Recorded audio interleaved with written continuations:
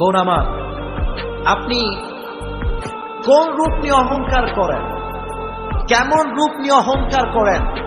আপনার চাইতে কম রূপ জুলেখার ছিল না, আপনার চাইতে কম রূপ মিশরের নারীদের নয়। কিন্তু খবর লাগান, যত সুন্দরী নারী আল্লাহর এই জমিনে ছিল তারা সব মরে মাটির নিচে মিশে মেছাকার হয়ে গিয়েছে। পাকিস্তানের এক যুবক বায়তুল্লাহর সামনে জিয়ারত করতে গিয়েছে, তওয়াফ করতে গিয়েছে। তো তওয়াফ শেষে বায়তুল্লাহর সামনে দুটো হাত তুলে বলছে, আল্লাহ মুঝে কুছ ভি नहीं चाहिए, मुझे बस मरने के बाद जन्नत दे देना। क्या दे देना? बोलो जी, क्या दे देना? যুবক দোয়া করছে, পাকিস্তানের যুবক।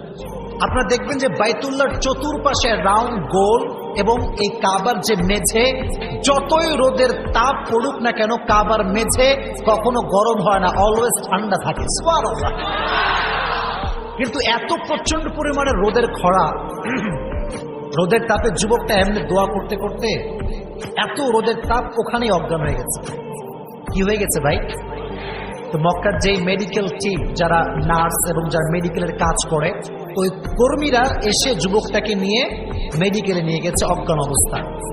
তো দীর্ঘ লম্বা সময় পরে যুবকের জ্ঞান ফিরে আসছে। যুবক যখন ঘুম থেকে উঠছে দেখে ইয়ার चारों तरफ सफेद और सफेद, ये चादर भी सफेद, ये देवाल भी सफेद, सब कुछ सफेद। পৃথিবীর যেদিকে তাকায় সেদিকে খালি সাদা আর সাদা। মানে মক্কার যে মেডিকেলের ভেতরে রুমটা, এটা পুরোটাই সাদা। কালারটা কি ভাই? তো চতুর্পাশে সাদা দেখে যেহেতু অজ্ঞান থেকে জ্ঞানে ফিরছে, ও ভাবতেছে यार मैं तो जन्नत में आ गया,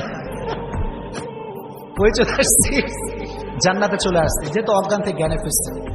তো খুব খুশি, আল্লাহ তোমার কাছে লাখো কোটি শুকরিয়া যে তুমি আমার মতো অধম বান্দার দোয়া কবুল করছো, আমাকে